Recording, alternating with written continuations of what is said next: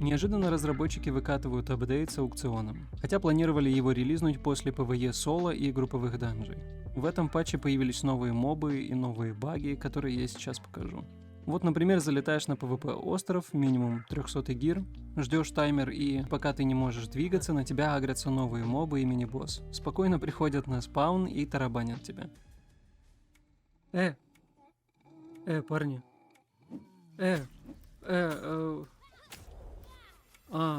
Угу. Ну, в принципе, справедливо. Я заряжался полчаса, чтобы залететь и откиснуть на кулдауне. Окей?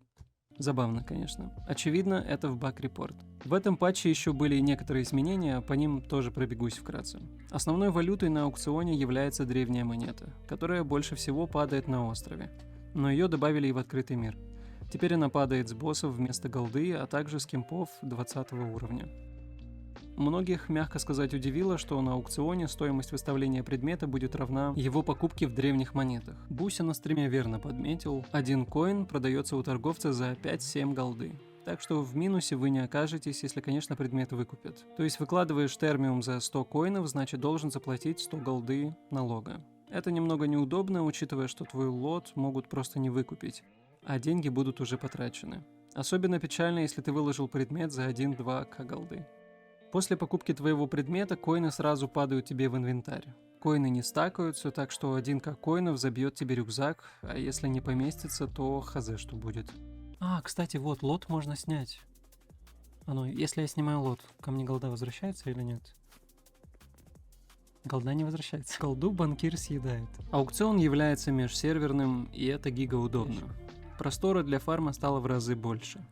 Те, кто устал сидеть на кустах и руде, теперь могут фармить коины и покупать нужный ресурс. Пока вся эта система еще балансится, экономика пока выравнивается. Но обнова крутая.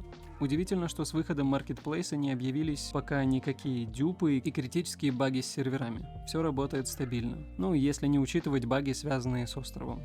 Новые мобы и босс. Проклятый пророк и его слуги-упыри. Сам пророк агрится за 30 метров от игрока. Следуя за ним, он агрит в этом радиусе всех мобов на игрока. Так что группе в любом случае придется убивать его в первую очередь. Упыри вешают сильный кровоток, который к тому же еще и стакается. Наносит довольно большой урон. Мне танку с этими имплантами наносит по 300 хп за тик. Она все агрит подряд.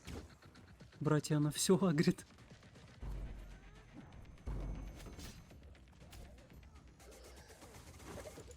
Хоули, вот это она крутая. Хоули. Скилл прикольный. Так, мне тут габелла, я понял. Да, это патрулит, это есть, видимо.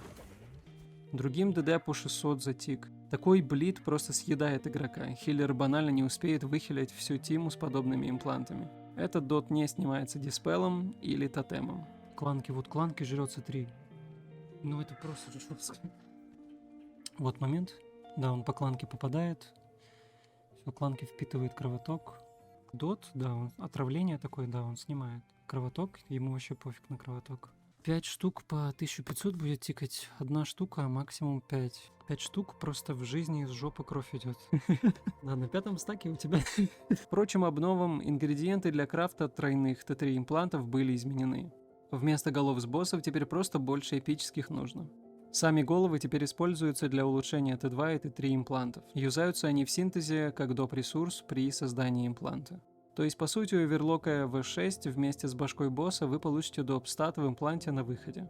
Разные головы, разные бафы. Голова солдата-оборотня дает шанс нанести на 5% больше урона в течение 15 секунд. Голова альфы-оборотня – шанс украсть 3% от макс хп.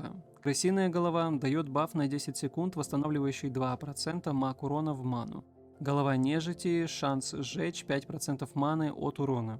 Голова друида – шанс получить щит на 20% от макс маны на 10 секунд. Ржавая башка тролля уменьшает урон от автоатак. И голова яги – шанс восстановить 50% маны, потраченной на способку. А также добавлен новый статус на предмет Concrete – завоеванный. Такой предмет можно вернуть владельцу. Статус вешается на предмет, когда он падает на острове с игроков или с игрока со статусом преступник в open world.